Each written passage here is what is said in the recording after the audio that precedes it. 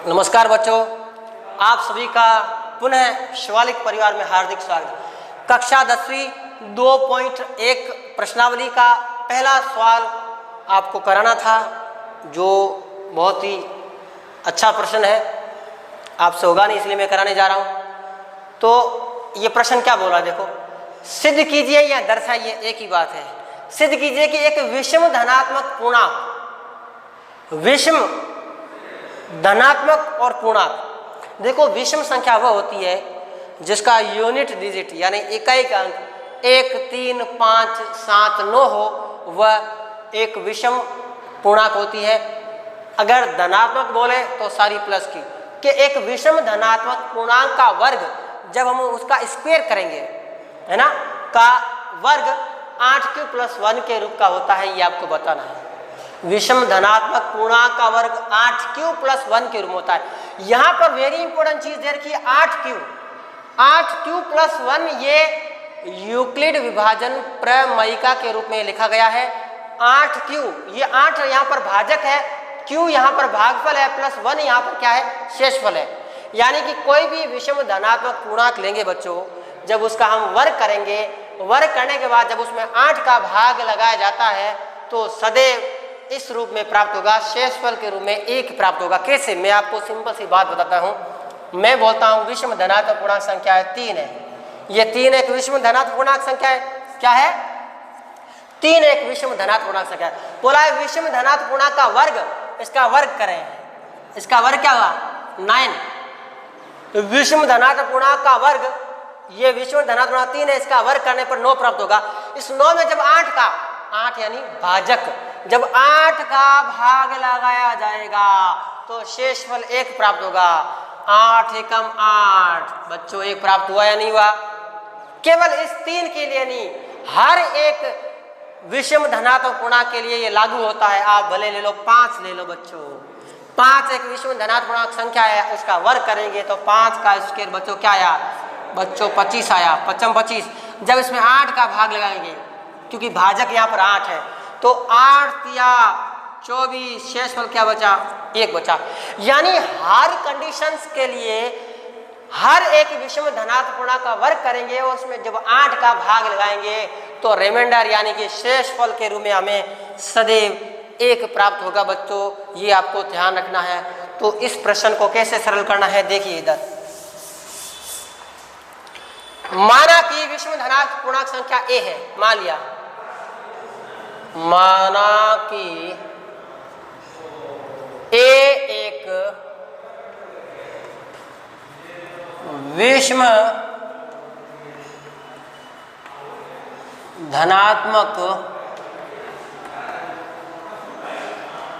पूर्णांक है। मान लिया बच्चों, माना कि a एक विषम धनात्मक पूर्णांक संख्या है जो भाज्य के रूप में है। अब हमें सिद्ध क्या करना है, प्रूफ क्या करना, वेरी इंपॉर्टेंट, प्रूफ है ना। प्रूफ क्या करना है, हमें प्रूफ करना है कि विषम धनात्मक पूर्णांक का वर्ग, यानी उसका हमने a माना, इसका जो वर्ग करेंगे वो हमेशा कैसे होना चाहिए, 8Q + 1 के रूप में होना चाहिए। कोई भी विषम धनात्मक पूर्णांक है वो 8Q + 1 के रूप में होना चाहिए बच्चों। अब यहां पर हम हल करने जा रहे हैं, देखो बच्चों। अब वेरी इंपॉर्टेंट चीज ये है कि एक विषम धनात्मक पूर्णांक को किस रूप में हम लिख सकते हैं बच्चों। अगर मैं ये लिखता हूं 2n, मान लो मैं 2n लिखूं। अब लोग सर n क्या है, 2 का n के साथ गुणा हो रहा है। n यहां पर कोई भी संख्या हो सकती है, नेचुरल नंबर, एक प्राकृत संख्या हो सकती है, यानी n का मान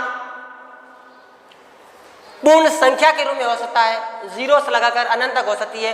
तो मान लो n का मान x है, 1, 2, 3 ऐसे देश, तो प्रत्येक n के लिए अगर जब n का मान इसमें रखेंगे तो हमेशा हमें एक सम संख्या प्राप्त होगी। देखो 2 × 1 रखा तो 2 प्राप्त हुआ, सम संख्या है नहीं है। अब देखो हम क्या रख रहे हैं, पहले हमने n = 1 रखा तो 2 प्राप्त हुआ। अब n = 2 रखता हूं तो 2 × 2 तो 4 प्राप्त हुआ। n = 3 रख रहा हूं, 2 × 3 ये 6 प्राप्त हुआ।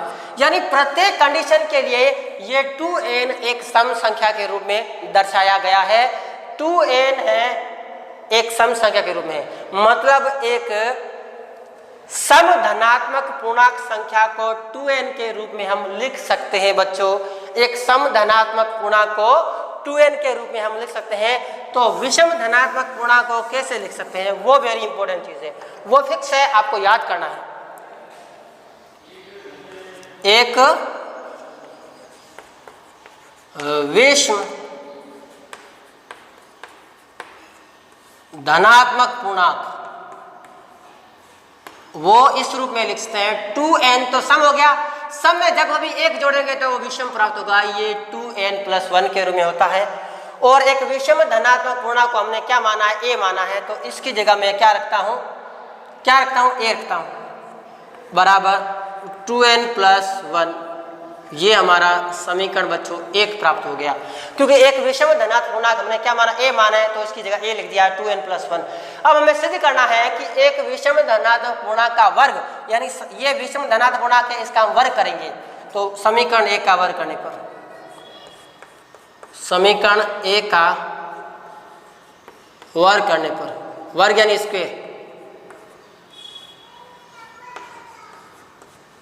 जब हम समीकरण 1 का वर्ग करेंगे तो बच्चों क्या होगा, देखो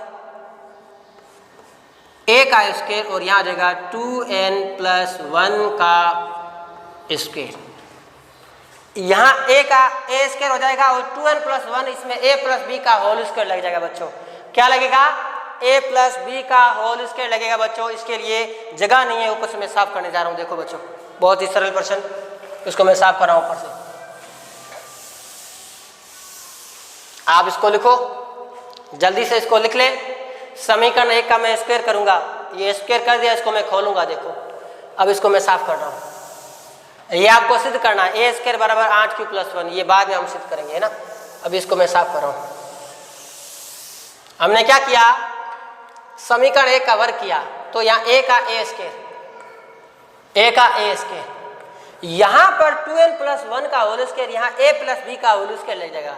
क्या लग जाएगा, a+b का होल स्क्वायर। वो होता क्या बता आपको, देखो a+b का होल स्क्वायर क्या होता है, देखो a+b का होल स्क्वायर क्या होता है, a² प्लस 2ab प्लस के b स्क्वायर, ये होता है।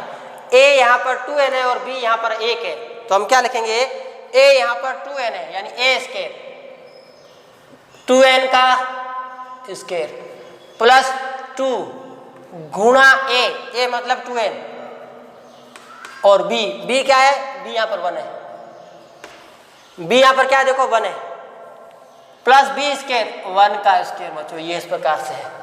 अब इसको हम सोल्व करें, 2 का स्क्वायर 4, n का n स्क्वायर, 2 दूनी 4 और n का n, 1 का कोई मतलब नहीं, और 1 का स्क्वायर 1 होगा बच्चों। ये हमारा आ गया a स्क्वायर बराबर 4n स्क्वायर प्लस 4n+1। यहाँ पर आप देखोगे कि यहाँ पर कुछ कॉमन आ रहा है, तो कॉमन लेंगे हम। कॉमन आ रहा है 4n, क्या आ रहा है, इन दोनों के अंदर 4n कॉमन आ रहा है, तो हम कॉमन ले रहे हैं। 4 से 4 कैंसिल, n स्क्वायर से n गया, n बचेगा, और प्लस का 4n से 4n कैंसिल, 1 बचेगा, और यहाँ हमें प्राप्त हो गया प्लस k1। ये हमें प्राप्त हो गया a स्क्वायर। ये हमारा समीकरण 2 आ गया।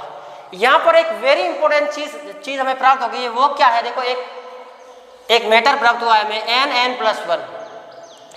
n+1 क्या होता है, वो वेरी इंपॉर्टेंट चीज है। देखो आप हमेशा ध्यान रखो, n मैंने बोला एक प्राकृत संख्या, मैं इसको साफ कर लूं, यहां तक करिए, साफ करता हूं, है ना। ये समीकरण क्या आ गया, 2 आ गया।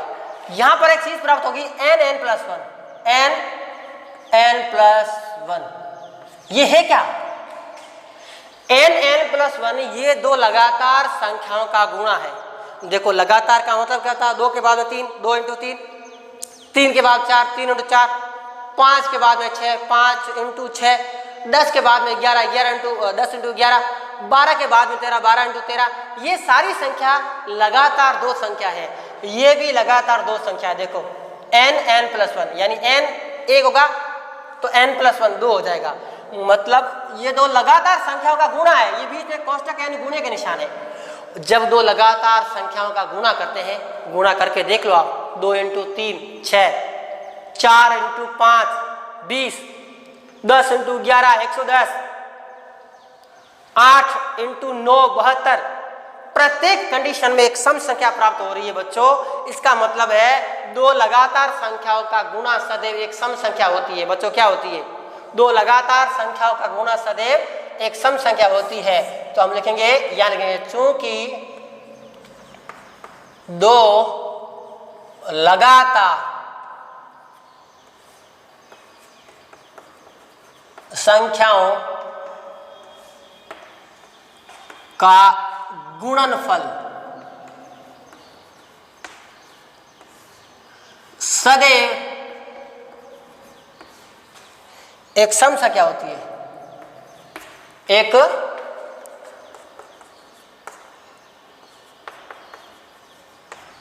सम संख्या होती है। मतलब ये एक सम संख्या है n और n प्लस 1। और अभी बताया सम संख्या को हमें 2n के रूप में लिख सकते हैं, लेकिन हमें सिद्ध करना है उसमें n के रूप में नहीं है, उसमें q के रूप में है। तो 2n की जगह मैं क्या लिखता हूँ? 2q लिख सकता हूँ बच्चों। यहाँ पर q लिख सकते हैं।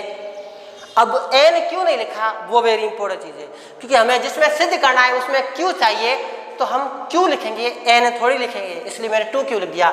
यानी ये दो लगातार संख्याओं का गुणा है वो सम संख्या के बराबर होगा, और ये सम संख्या को 2n अर्थात 2q के रूप में हम लिख सकते हैं बच्चों। ये हमारा समीकरण 3 आ गया। समीकरण 3 से समीकरण 2 में हम मान रख देंगे।